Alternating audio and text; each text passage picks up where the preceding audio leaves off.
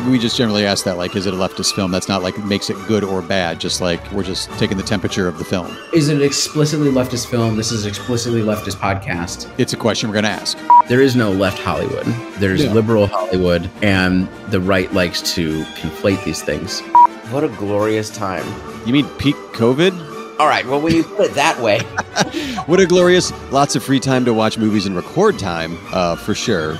We're already up to speed. We know what's going on here. We're just waiting for him to get in there and strangle him with his dick again. So let's get to that scene. Let's do this. I don't know what his politics were at this point. I mean, I know he sort of gets all Maoist-y when everybody gets Maoist-y, but, I mean, who didn't? Okay. Oh, the 58 coup. Okay, yeah. Sorry. That's not CIA.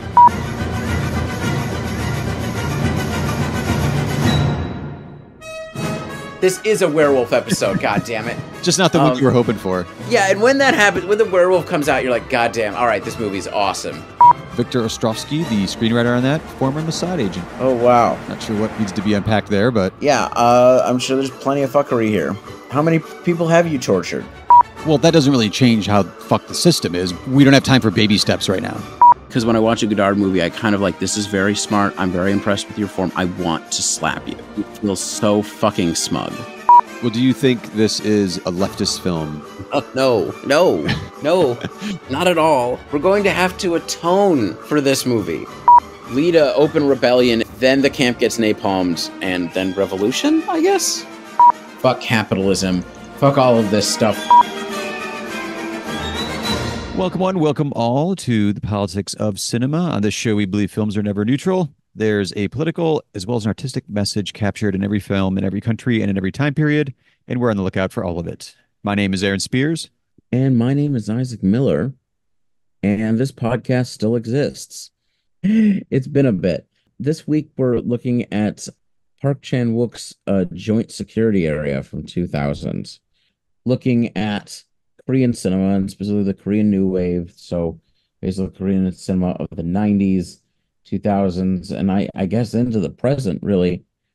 You know, it can be argued strongly that Korean cinema over the last 25 or 30 years is probably the best in the world. I mean, you know, it gets tricky. So, for instance, like, you know, there isn't, like, let's say one Indian cinema, for instance, so that's it's even hard to, it's like we can't say really Bollywood anymore because there's Tollywood and so forth. And oh, right. So there are a lot of cinemas in the world, but South Korea has just cemented itself as a place where incredible filmmaking just happens on a regular basis, and craft level in the in schlock production is quite high. Doesn't mean they don't have bad movies, but right. You know, their highs are really high, and that sort of combines with an industry that's intentionally geared toward you know, drawing cinephiles like us in, sure and exporting out to us. That exporting is always an interesting thought I have when I'm watching international films, because if I'm seeing it here in America, it has to mean that some distributor is like, oh, this will, you know, make some money if I get if I get the rights to it, and then I bring it to the States and then put it out either theaters or streaming or some sort of physical media that you can own. I mean, it's still financial endeavor. So doesn't that add a layer of like curation onto what we're exposed to? Absolutely. So is it that the curation coming into to our eyeballs is really good, or overall the entirety of the cinema industry, the art of cinema in South Korea is just that high and that good, or both? It's a good question. I think it's both. It's got to be, I would think. Mhm. I went looking for like poorly reviewed stuff in the last 10, 15 years. And I mean, it was stuff that I hadn't seen, but even then I went to look at the South Korean films that I have on Letterboxd, and like my lowest one is still like, it's 2.5 stars. There's only one of those. Everything's like 3 and above, and there's, you know, good 40, 45 movies in there. Or I'm just good at picking ones I know I'm going to like, because there's certain directors and then there's certain actors that pop up and you're like, well, that same composer does all these movies. That same cinematographer works, you know, amongst these filmmakers that I like. So as I branch out and watch stuff, you know, I guess maybe just starting at the peak. Yeah, I mean, I think there is a certain curation there to what you're hearing about and what sort of dominates. Like, I went and saw Burning. I don't know what Burning was but this is years ago, right? I mean, this is Yeah, like yeah, a couple years at least. 2018. Oh wow, all right. Yeah, right. Like it's Didn't feel the that long com- ago, but sure. here's the funny thing. My lowest rated is actually the Wailing, and I was alone in that. Everybody loves the Wailing.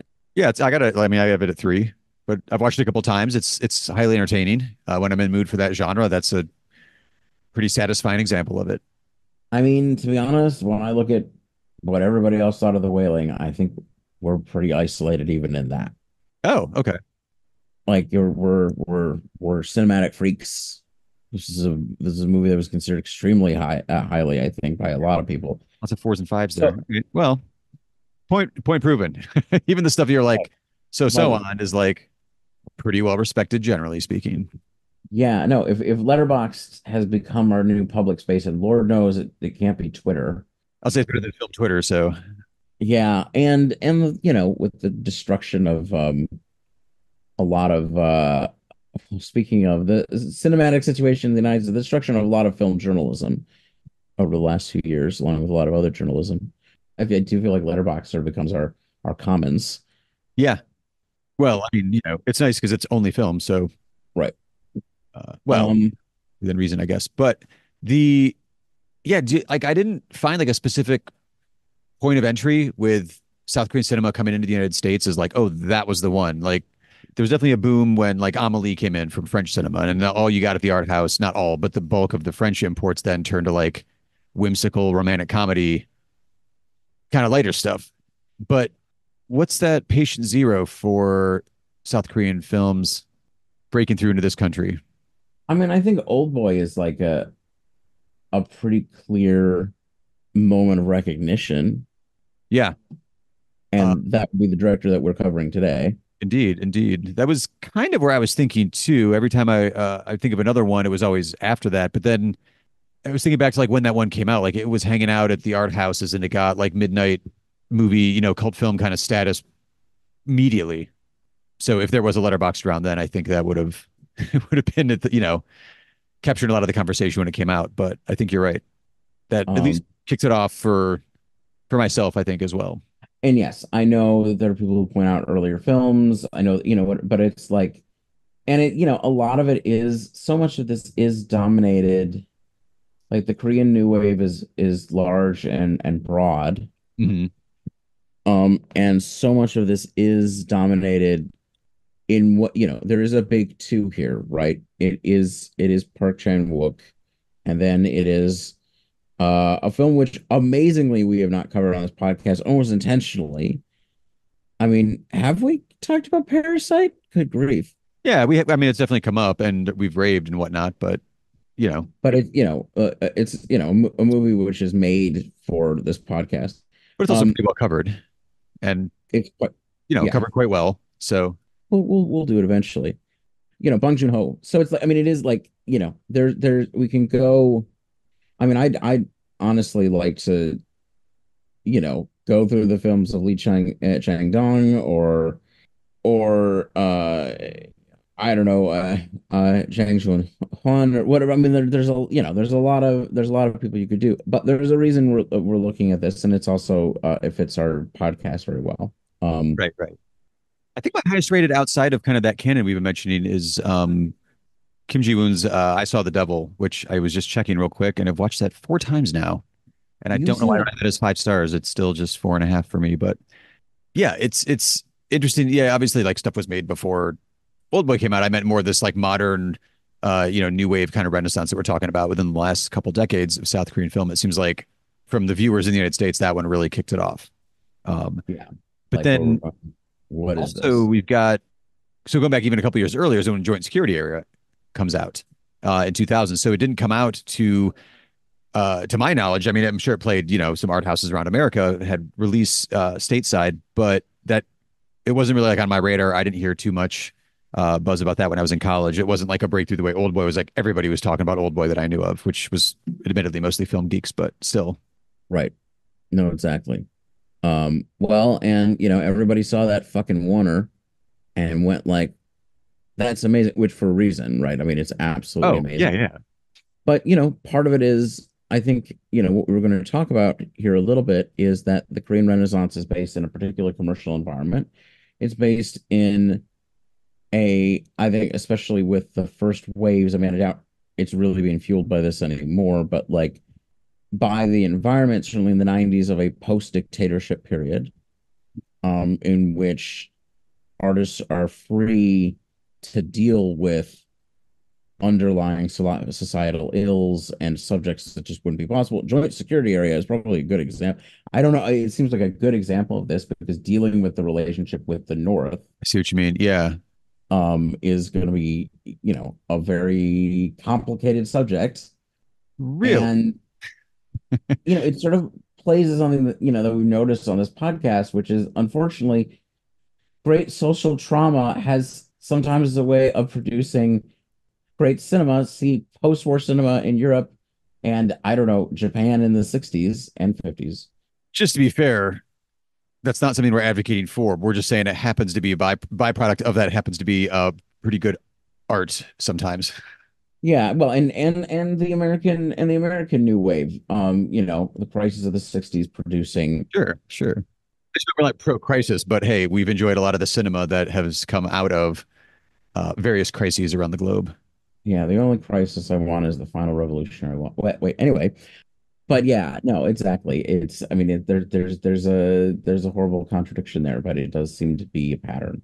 Yeah, indeed. So I was noting that joint security area, while that wasn't the hit that Oldboy would become, it was a huge hit in South Korea. So back home, when it came out, it was the number one film in South Korean box office history, not just like that year, but it was top of the box office, just period in South Korea. And the stat I found for them, I think from reporting in South Korea, presumably they do it based on admissions, not dollar amount, which I kind of like that number better if you're looking at audience numbers, like going to the theater. So it had almost 6 million admissions, which is crazy high. But now, so 24 years later, it's number 64 overall in South Korean cinema. So I feel like that speaks to the popularity of homegrown films in home there in that country, right? If you have from since 2000, I don't know how many number of films came out in South Korea that one has now dropped to number 64 when it was the biggest thing ever in 2000. Yeah, I mean, so basically, it is true. So basically, in 2008, 1998, when this came out, but South Koreans watched 8 movies a year, or point 0.8 movies a year, sorry. And now they watch 4 movies a year, which is one of the highest attendance levels worldwide, right? Like Yeah. this is one of the most cinema oriented countries worldwide. Well, there's another number that shows you that jump too. So if you have a JS joint security area getting like 6 million admissions to be like this box office phenomenon, the current number one film ever in South Korean box office history is The Admiral Roaring Currents, which I have not seen, from 2014, which had over 17 million admissions. So from like 6 to 17 in just a few years, it's a booming, booming local, homegrown industry, like we're saying. Yeah, what's right after that? What do you mean? Number two? Hmm. Oh, overall, Extreme Job, which I'm not too familiar with. The only one that popped up, oddly enough, The Host, is number seven still from 2006. Yeah, that's Bong Joon-ho. Okay. Yeah. But yeah, this the list here, like Assassinations on there, number 10, a few of them that I've seen, but the top 10, I've only heard of and seen two of those. So like there's a whole like added to my watch list. Yeah, I mean you're dealing with like historical epics, the Oh equivalent. yeah, but I want to see that. I haven't seen that from South Korean cinema, so I definitely want to put on a few of these. I mean, it's just beating the Japanese. I mean, that's the thing. You also, there was a trend a few years ago of a lot of movies set during the colonial period, and for which for South Korea is going to be with Japan. Hmm.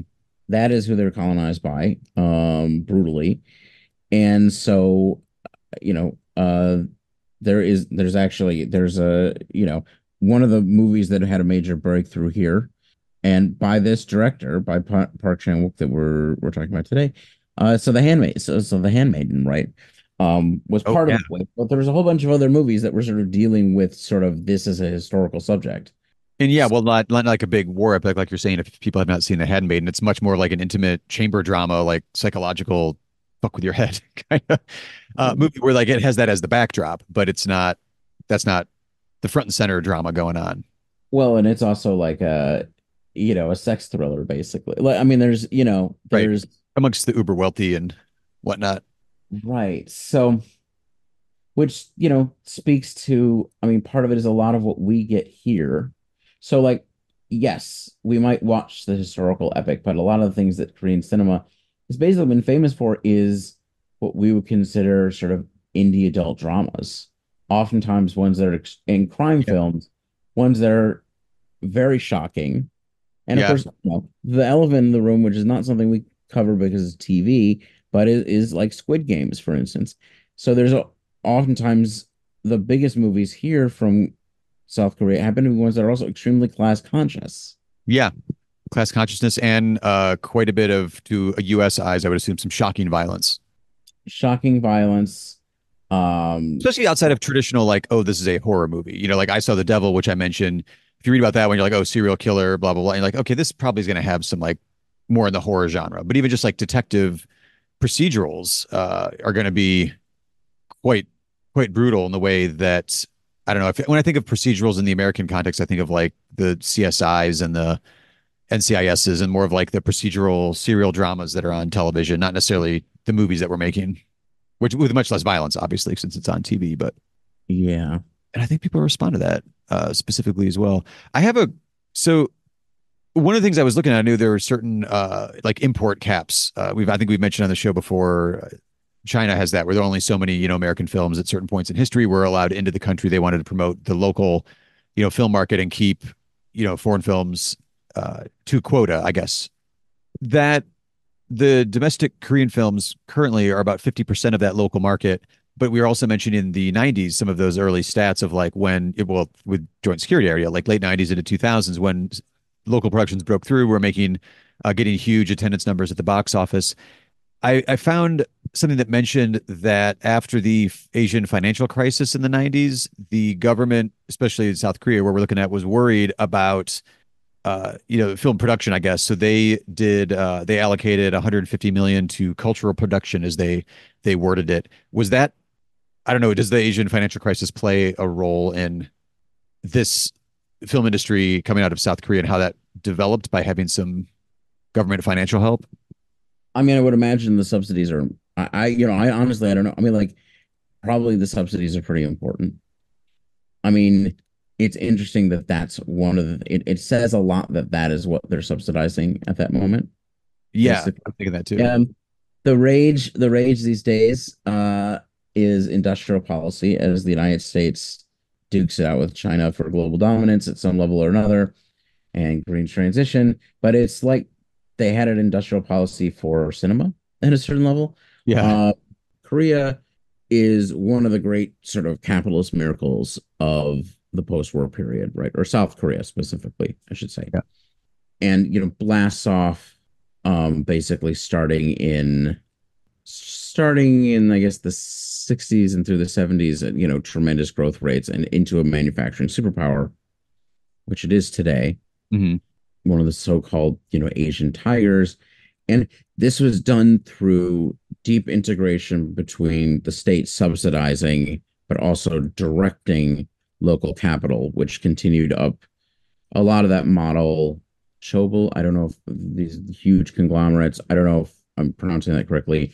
Uh, I mean, basically a lot of the shakeout of that system, I think, does happen after the Asian financial crisis, which is like a major landmark in global economic history. I don't think Americans would think of it that way, but like yeah, changes the orientation of a lot of countries. So part of it is their model was one of export-oriented growth, which means it's not necessarily defending your home market and building up your home market. It's about exporting internationally, and that usually means you get support from outside. South Korea continues to be, and you can see this in their cinema. The relationship with the Americans is handled very well and politically, within. I mean, political within political film, it just sort of shows up, right? Yeah. And there are still tens of thousands of American soldiers based there. They have treaties and so forth. Anyway, the fact that I mean, in some ways, it feels like actually no. This analogy is breaking down, and we can keep this in as I try to sort of work through how this works. So I was going to say they have sort of almost a similar model with cinema, where it's like subsidized and supported and streamlined out to be able to be exported effectively, but actually I don't know how much of their. I mean, there's a very intentional selling of Korean culture, right? Right. And we see this in boy bands, right? Hmm. And we see this in other areas, and it does in some ways model the export-oriented growth that the country had done previously. I think this is a very loose analogy because obviously the home market is going to be the most important. And as we said, the home market absorbs, the key thing. Cultural production doesn't really work the same way. So this analogy is breaking down. Please No, no, stop I me. know. I don't think it actually is because there was a thing in the book I was reading about soft power through cultural exports, which is what you're saying. And there are specifically mandates in place now, like South Korea has a national policy of translating and exporting films and TV.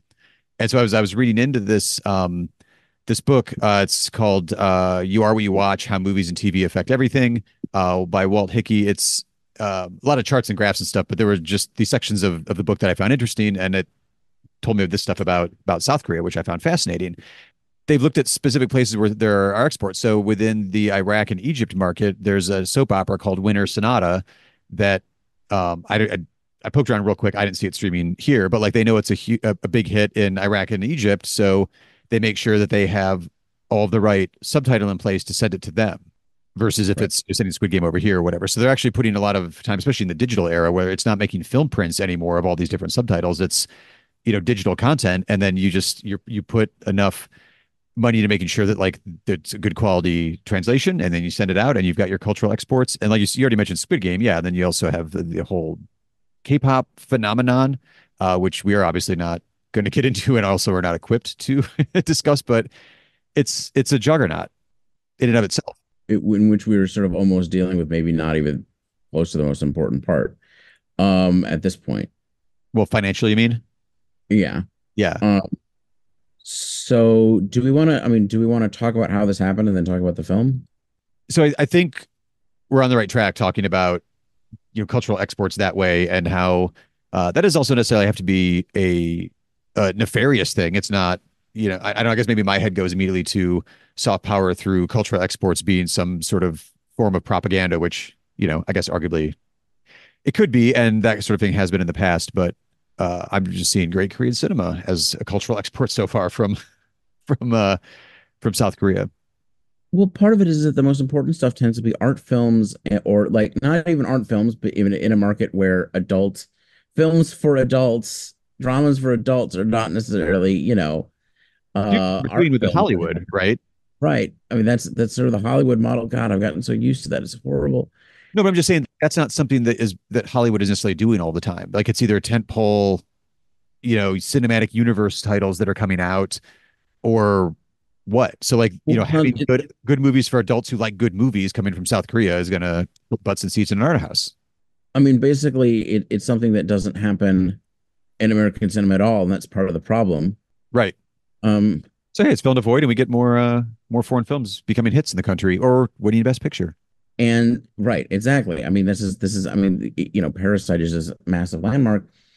So, like, yeah, I mean, I think that's just it. It does speak to like, I think to cinephiles, it certainly to us is sort of like a promised land in terms of culture, in terms of cinematic culture, which is like probably not is not necessarily actually true, but appears that in the way in the surface in the ways of what's getting to us. Right, right. Um, Partially because unlike a lot of the cinemas the big cinemas, what we're getting, especially if you're dealing with the Korean New Wave, is not particularly is not nationalistic. It's if anything the opposite. It's attacks on taboos Yeah. within culture, which is what I think we could say joint security area is about. Yeah. It's very different from the, I don't know, Wolf Warrior 2s of previous episodes coming out of other countries that I won't name right now. Fun action, but just full of, you know, jingoist Um, national stuff and all that nonsense. But so right. what kind of kicked off this thinking of doing a South Korean episode and picking something to kind of focus in on being joint security area was in this book I mentioned, You Are What You Watch.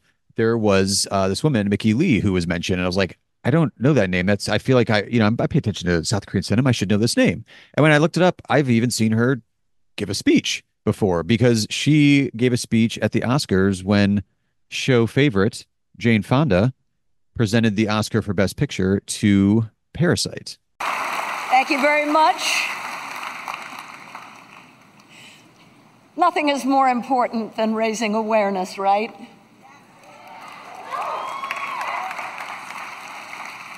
Tonight, we've hopefully brought to light the impact that films have made and can make on our lives as individuals and on society as a whole. And the Oscar goes to Parasite.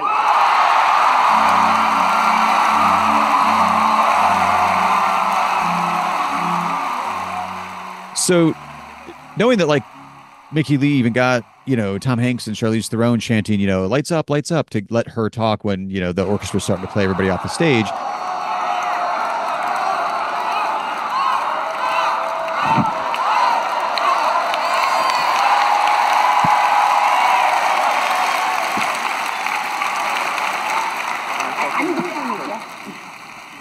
Hi, everybody. I really like to thank Director Bong. Thank you. Thank you for being you. And I like everything about him. His smile, his crazy hair, the way he talks, the way he walks, and especially the way he directs. And what I really like about him is his sense of humor, and the fact is he can be really making fun of himself, and he never takes himself seriously. Thank you. Thank you very much.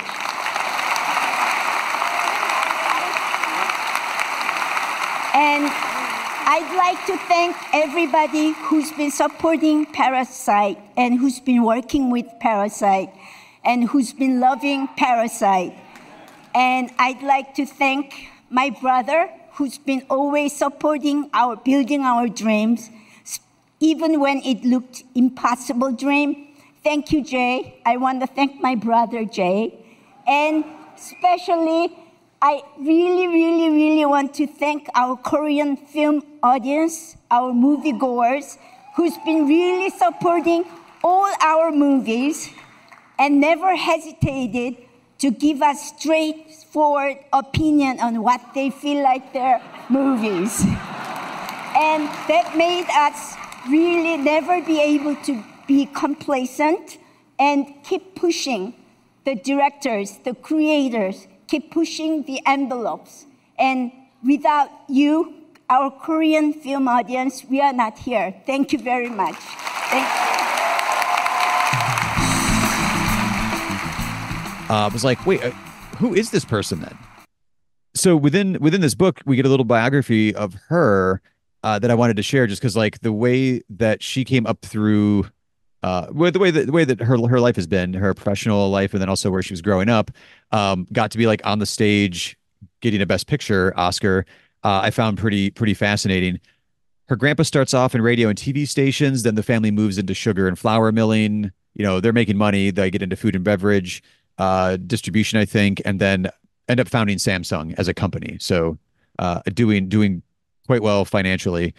She comes into her inheritance at an adult age, whatever that was, and she decided to put some money into the movie business. She sounds like she grew up watching American films, loved films, was film geek at this time. I didn't write down the years for this, but it's like when Sony bought Columbia Pictures. Columbia Pictures has a whole storied financial shaky history there. Matsushita for a time owned Universal, then they sold it to Seagram's, and then it just got all the consolidation got going. So she was very intrigued by all this goings on and wanted to buy into a company. So she put the word out, and she put in $300 million, which ended up being 10% of a company that was starting up from scratch in Hollywood called DreamWorks. So she's been around since DreamWorks needed some capital to get going, Wow. was Okay. interested.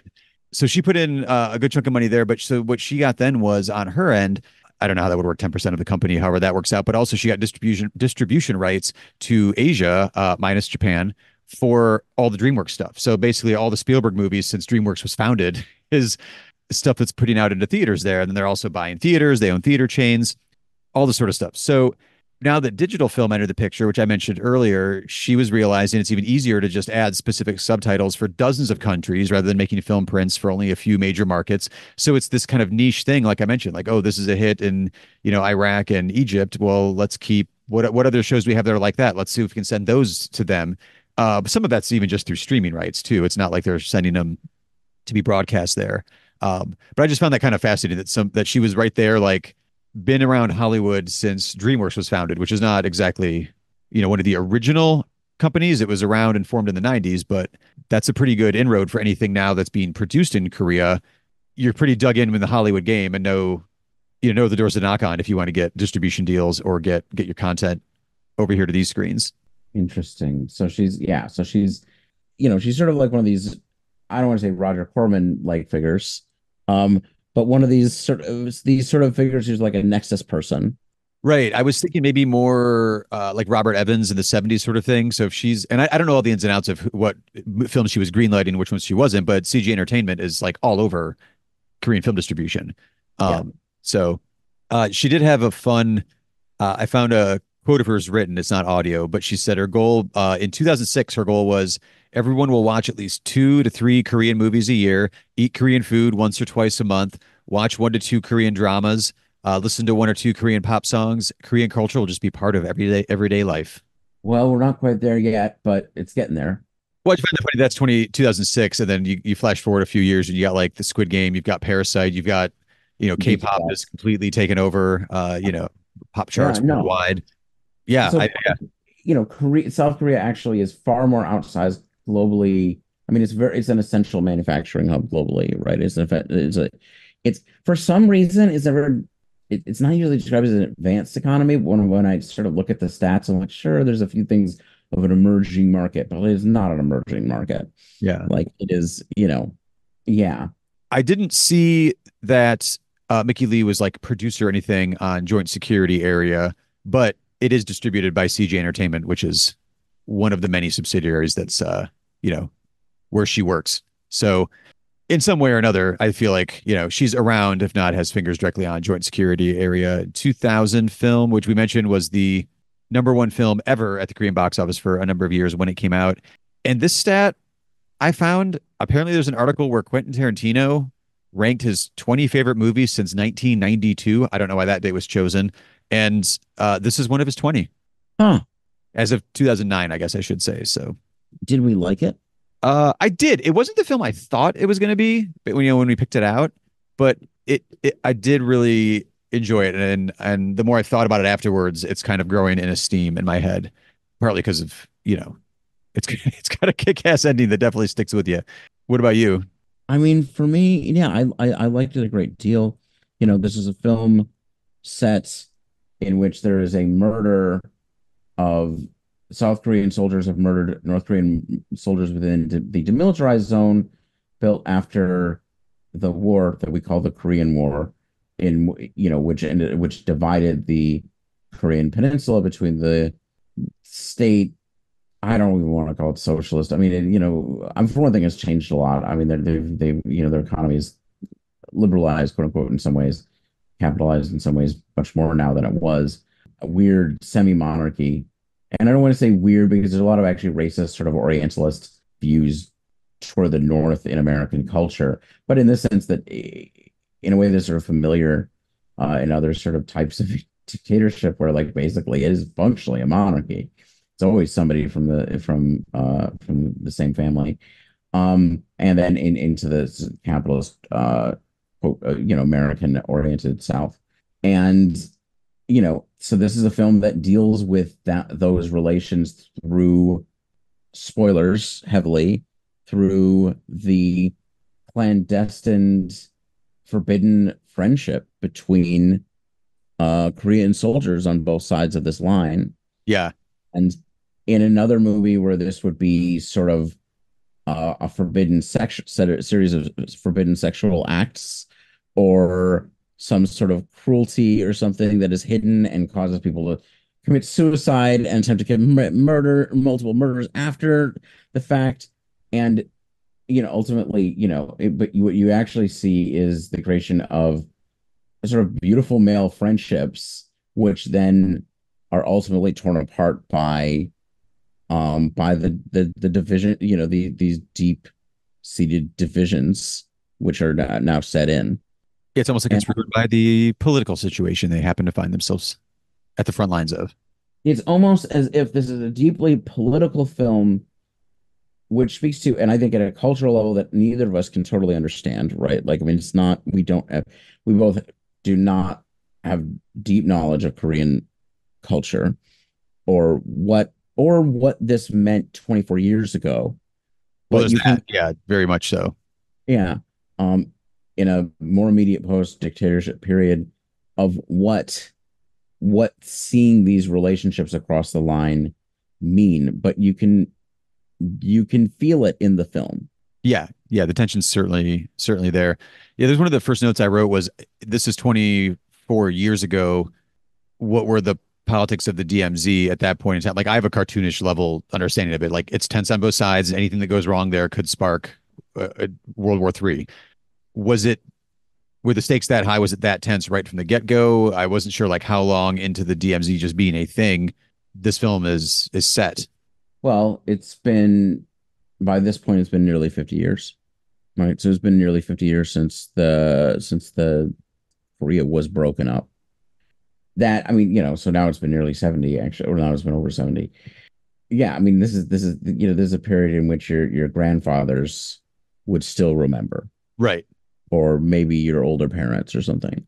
And it's portrayed as very tense. So, like we said, within the scope of just the film itself, like it lets you know, like we're not fucking around. Like a hat blows off a tourist's head, and you're kind of like, oh, like everybody sort of stops because it crosses a line. Well, but part of, I mean, what's interesting, there's a political thriller and a murder mystery. It's a procedural. Yeah. And I think that's sort of what we're like. I mean, all this sort of a lot of the ticks that we see with a lot of Korean cinema Mhm. over the last 20 years, especially the procedural being sort of an avenue to explore deeper cultural things and taboos. Yeah. And As this you case, investigate, it takes you through various aspects of society and whatnot. and this case, the taboo of interaction across these lines, partially because they're under military discipline, they're all soldiers, but Yeah. also, but more deeply because of, this Cold War division that has continued and a division of a society. And I mean, it seems trite, but like a lot of this is that just that they can interact, that it has not been so long that they're so alien to each other. Hmm. And yet one of the things the film does as a South Korean movie is not act as if the northern soldiers are basically, it doesn't, from what I can tell, it does not take a side between the north and the south. The northern soldiers are not portrayed as, they're deeply humanized, and both the ambiguities within the northern system, in the sense of like, not ambiguities, but like the degree to which both they are loyal to the country that they have been raised in, at Hmm. the same time that they press against the constraints in that society.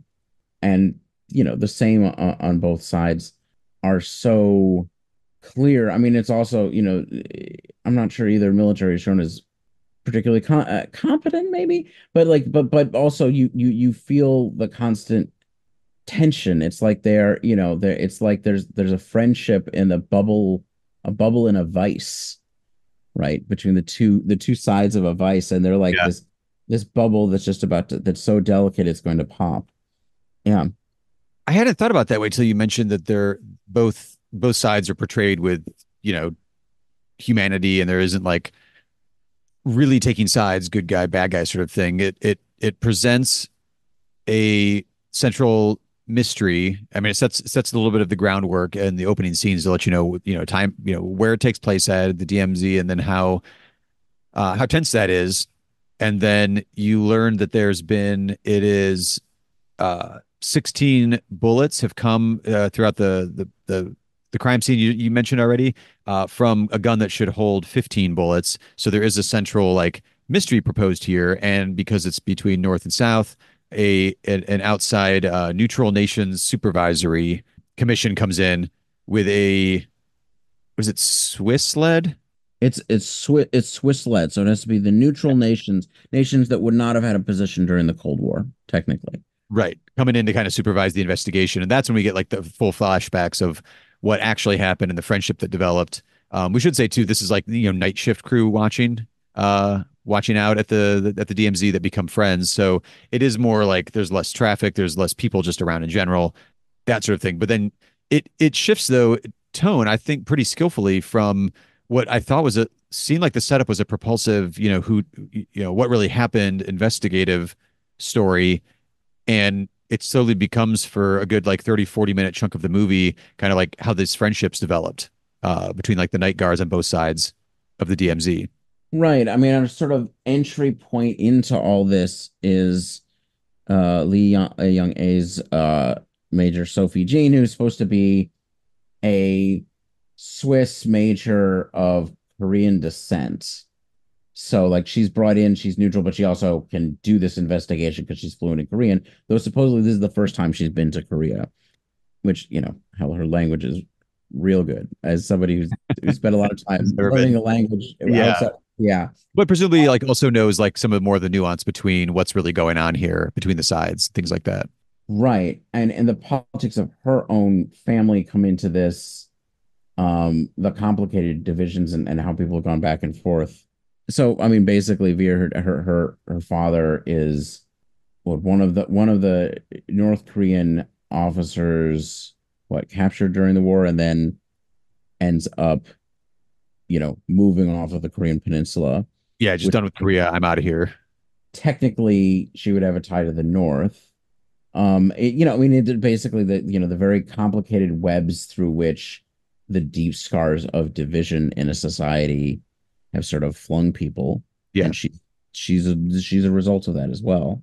Which in the eyes of the investigation makes her non-neutral now. So that's why she's asked to leave. So I don't know. It's just interesting how it switches tones between all the different types of genres of films we were just mentioning, between like the procedural one, then it's kind of like this weird like buddy military movie at one point. It's tragedy through and through. There's some action sequences as well.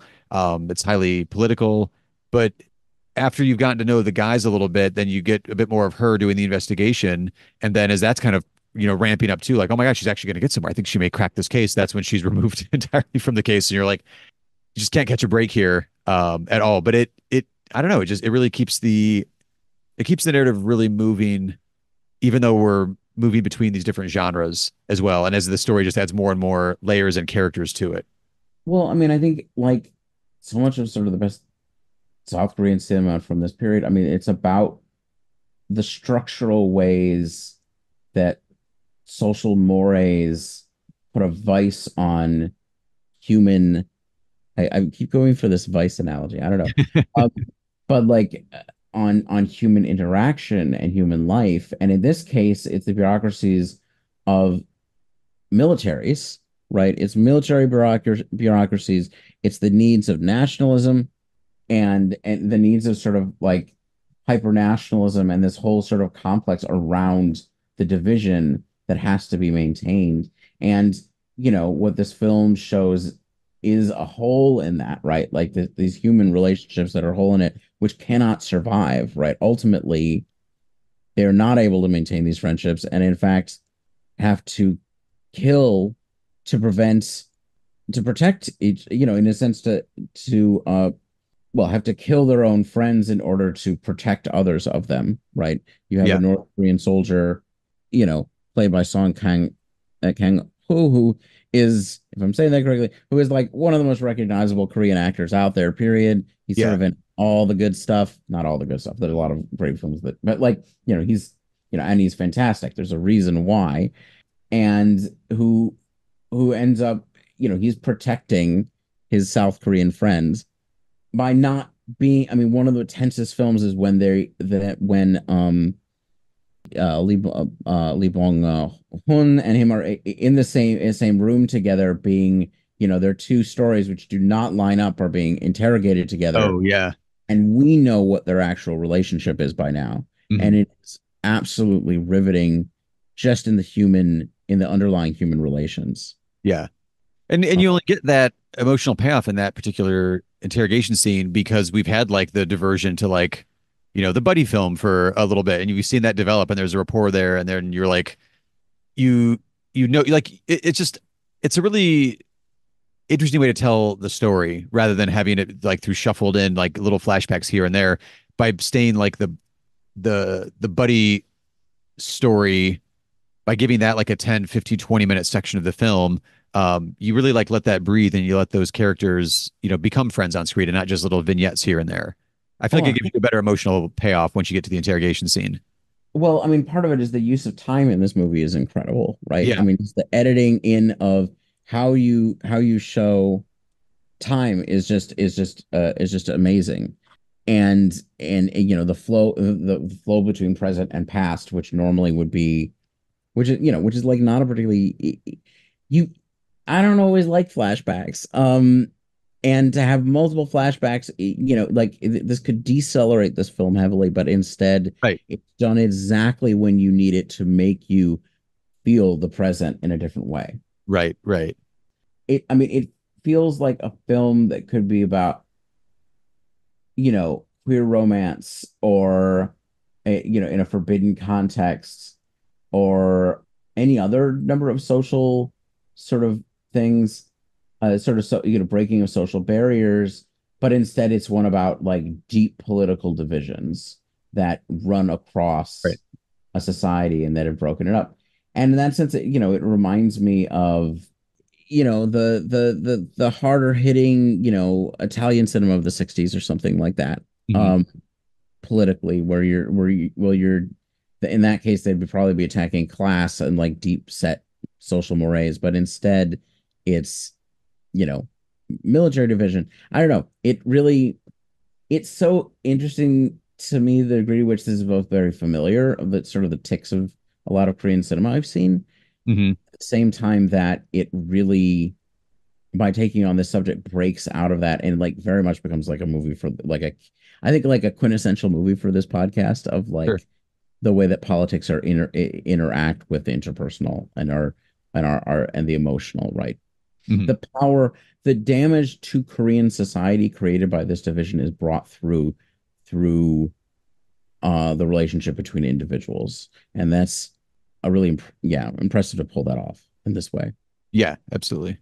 Well, it's an interesting narrative device, as we were saying, like how it's divided up into kind of like the opening, the bromance, I guess, as it were, that happens in the middle chunk of the film, but then also the procedural that we're following as well. And then as it feels like running time wise, it's wrapping up. She's taken off the case. We get a little bit more context for North and South Korean history and the conflict because it talks about during the time of war, and then the POWs that were released, and that her dad has North Korean sympathies or ties at least. So she is now, by definition, then not impartial. So she's removed. Well, I thought we were wrapping up this movie here. Are we not going to get a satisfying conclusion to the central mystery, even though we've actually at this point seen more or less what did happen? Well, Did part of it's just being pulled off because, I mean, I think part of it is there's the bureaucratic need for this to end, right? Neither side wants this to be anything. That's true too. Yeah. But you do have to have an official investigation. We just would rather it be done and go away at this point. I mean, the actual story would be a mess for both of them. Oh, yeah, yeah, for sure. So, I mean, part of this is the momentum of big structural things and crushing individuals, crushing actual human relationships. Once again, themes that show up at a lot of Korean New Wave movies. In this case, you know, with the North, the relationship between North and South is the theme. Well, specifically also in Park Chan-wook stuff as well. But so she is able to stay though and do a little bit of like an informal chat and kind of get to the bottom of what really happened. Well, because you can tell as a character though, Major Sophie, she's clearly interested in getting to the bottom of it. Like she has a good investigator brain. She's good at her job. She just with some little twist of a bureaucratic coincidence isn't allowed to finish doing the job she was brought in to do. Well, part of it is one of our suspects commits suicide. One of them attacks her Hmm. out of fear that she'll figure out what's going on. And part of it is they're trying, well, oh, this is the other thing is they're trying to, they'd ended up shooting at each other at the end, and that's part of how this happened, but they're also trying to keep the other ones alive. If you admit what this relationship was, I don't know what happens in the South, probably treason, and in the North, definitely. So For sure. basically, they have to cover this up to protect the friends that they made on the other side. Right. And I mean, so this is this nut, the twisty, the twisty tightness of the whole thing. Hmm. Which then by the end she does suss out what's actually going on, and then you get a I don't know grimmer ending than I thought we were going to get. But at the same time, what did we expect was going to be an ending for this kind of a story? Oh, great stuff.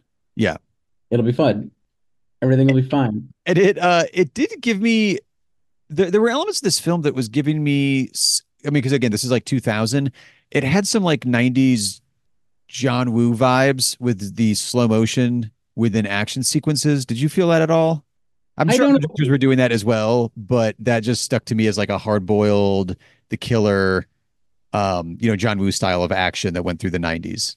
Yeah, I think it's the ticks of the time period as opposed to like because this is an action film and action is deployed in a very different way.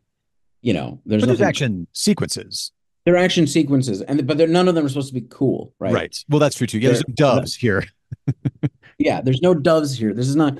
It's they're showing sort of their ways of representing and showing the complexity of the relationship and how this could come about. And part of it is there's a tension, right? Hmm. You both don't want a war, but they're all primed all the time. It's a good point too, because you get like as we mentioned already though, and also actually even the very end of the movie, which is just a slow zoom in and out of different elements of one photograph that we've seen taken by a tourist. And now that we know a little bit of now that we know the background of all of the military people in that photograph from both sides, we realize, oh, these dudes actually know each other quite well. They're friendly with each other. But outside of the friendship that we see in that, kind of middle core friendship that we see develop, it is all like highly regimented and militarized and ready to, pop off at the drop of, well, a hat, I guess, in this case. And it's tragic. Oh, absolutely. Yeah, yeah. So I mean, I mean, those shots are sort of showing the depth of the tragedy here. Yeah.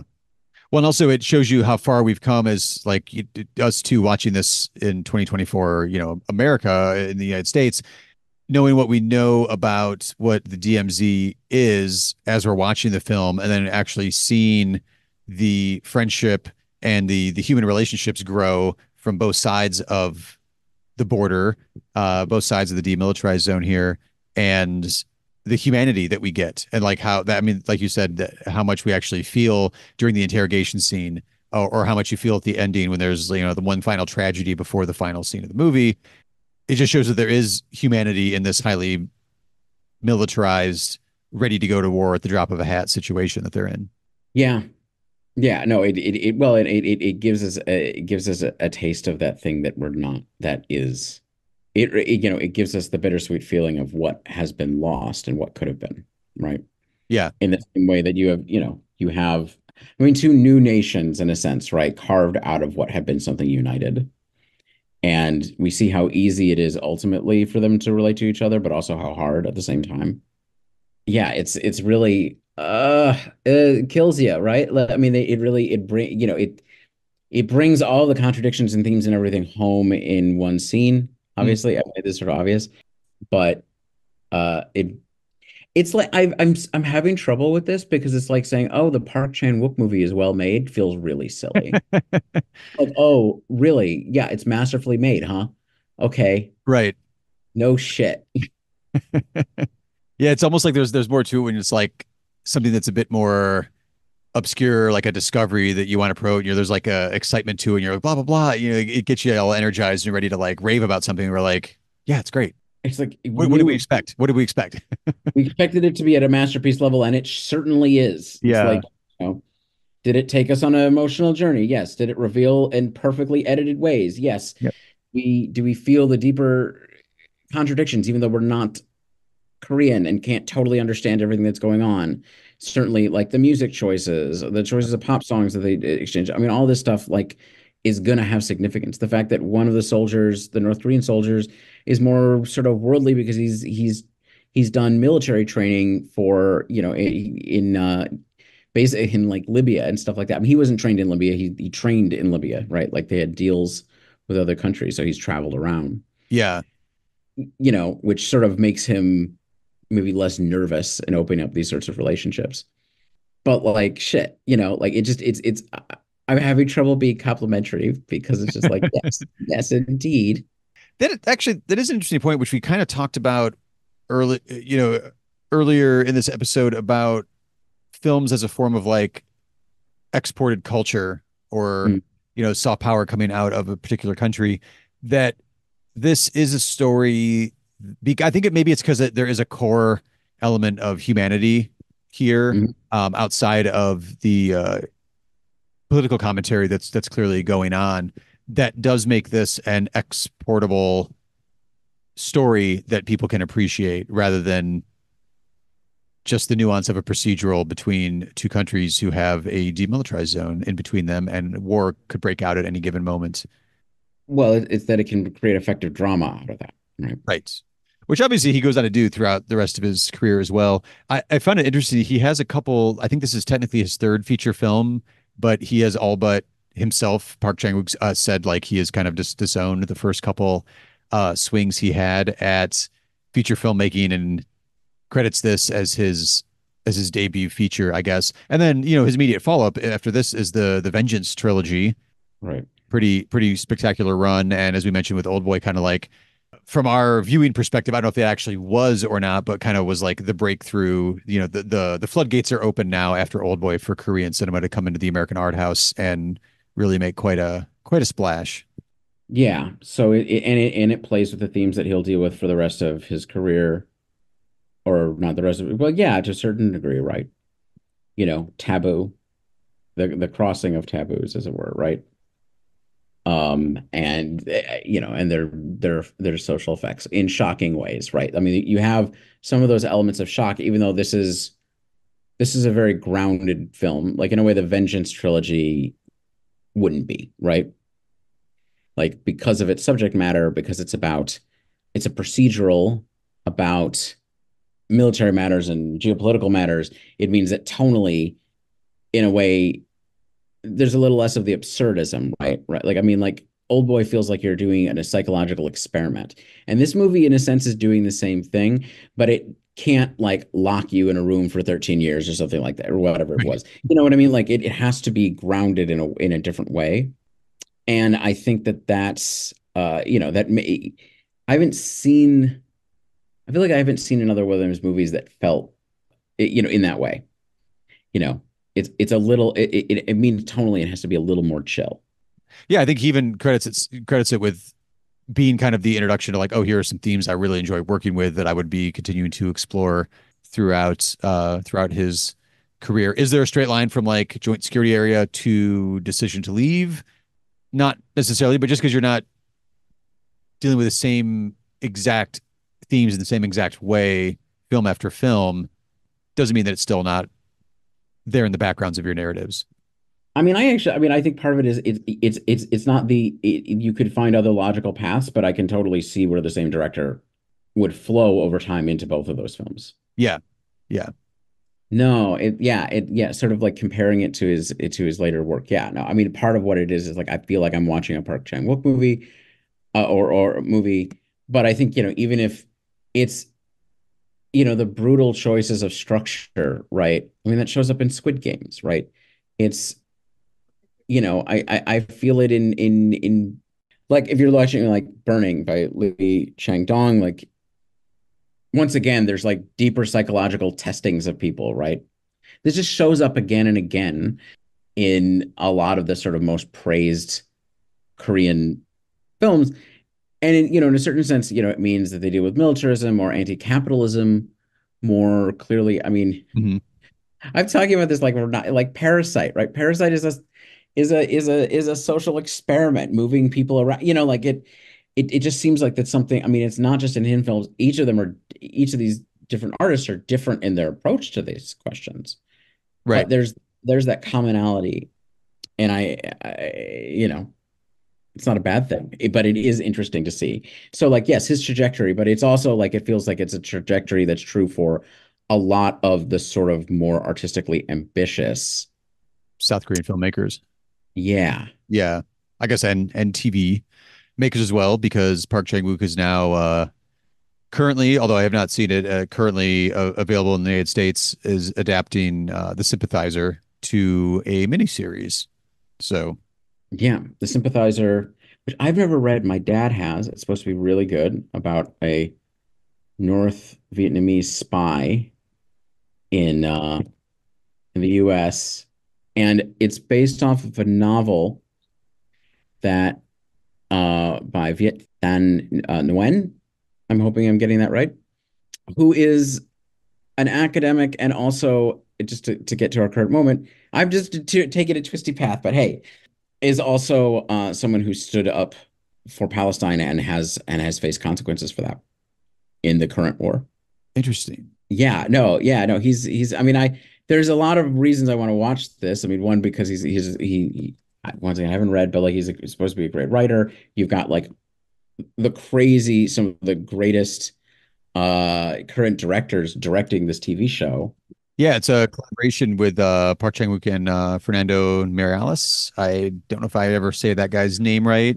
City of God is his most famous, but so also from two different countries, very two different varied cultures as well, coming together to make this particular series. That deals with two other cultures. No, I mean True, actually, yeah. I feel like I'm gonna go home and watch this now, the first episode of this now, because it is Yeah. like that. No, and it's fascinating. I mean, yeah, it'll be interesting, especially in this moment. I don't know of dealing with the nature of American imperialism in a complicated way.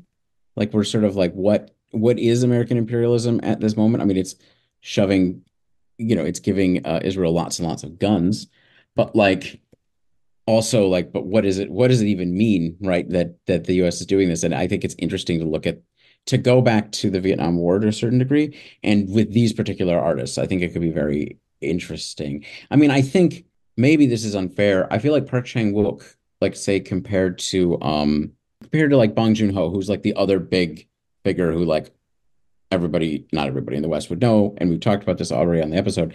But like Bong Joon-ho, I feel like if you were to ask me if Parasite is a leftist movie, I probably would say yes. Mhm. Like his movies are like much closer on that end. And I don't think Park Chan-wook, if we're talking about like political, if we're moving along to sort of like this is definitely a very political movie in Right. some ways probably we can't pick up on even Oh, for for a sure, Korean for sure. Yeah. audience.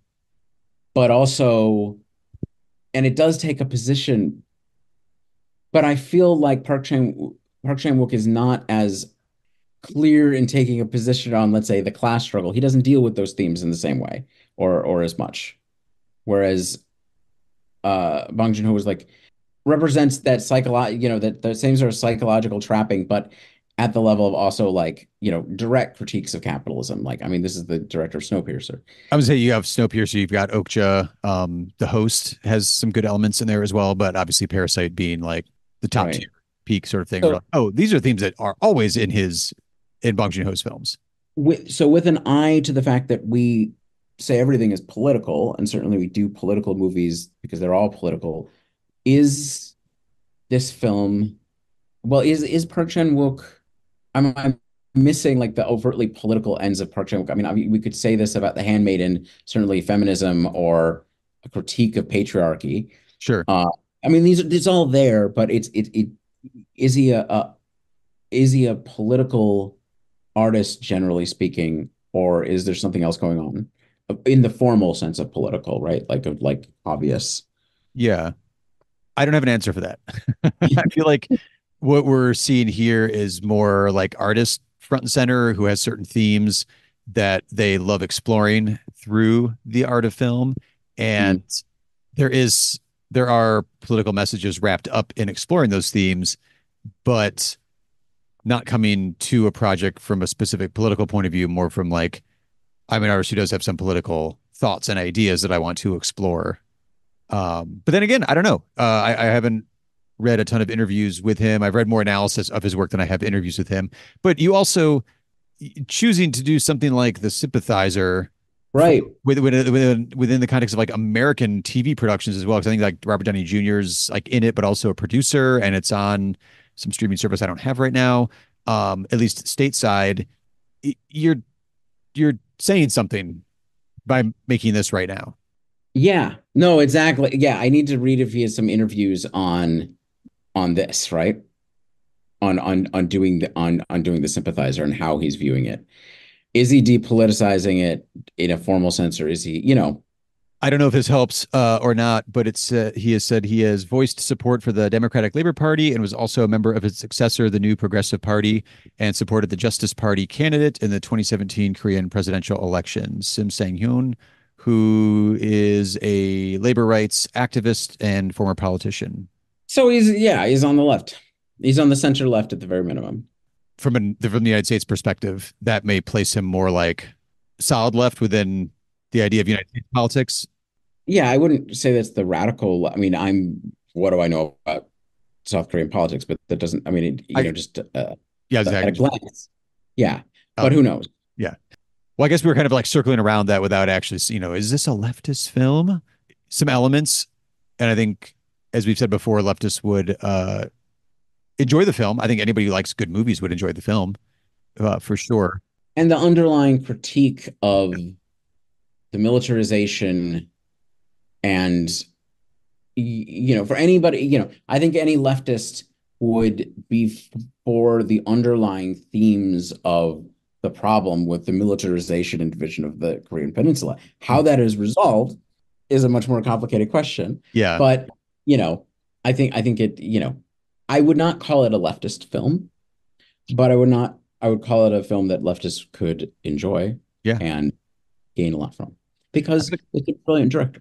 yeah, yeah, absolutely. I feel like that's its own category within the show, where like the answer to is it a leftist film is like, well, no, not really, but leftists will definitely enjoy this film, kind of thing.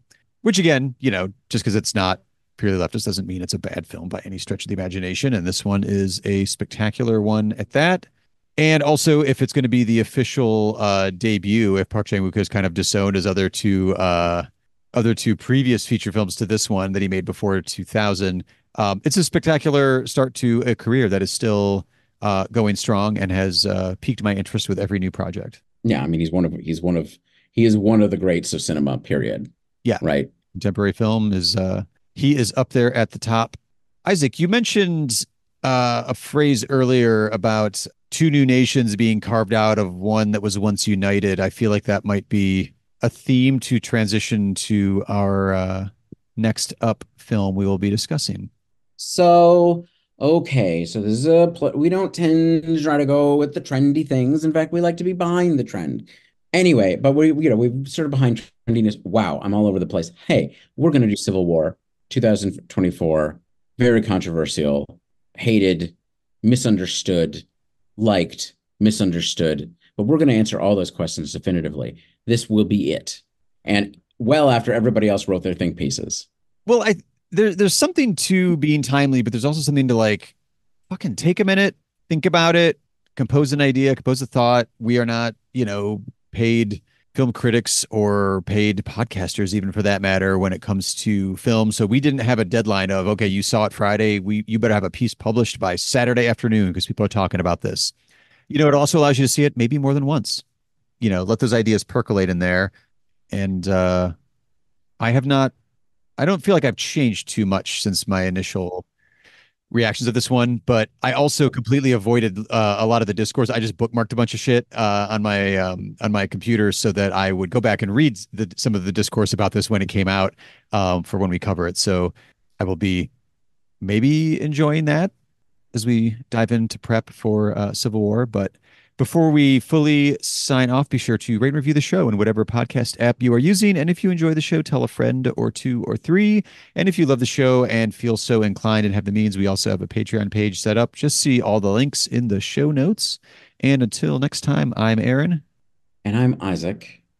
And stay safe out there. If you're on a campus, really stay safe, because you can definitely see the limits of free speech and the capacity for absorbing protest, right?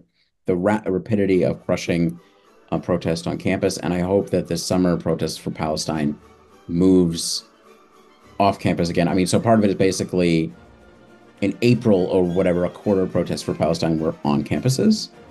And then by March, I might have that, maybe it started in April, but basically by March, it's like 60% moved onto campuses. And then hopefully it'll mutate and flow back off again, right? Whatever's effective at this moment of genocide and horror that we face, but also of hope for something new and better.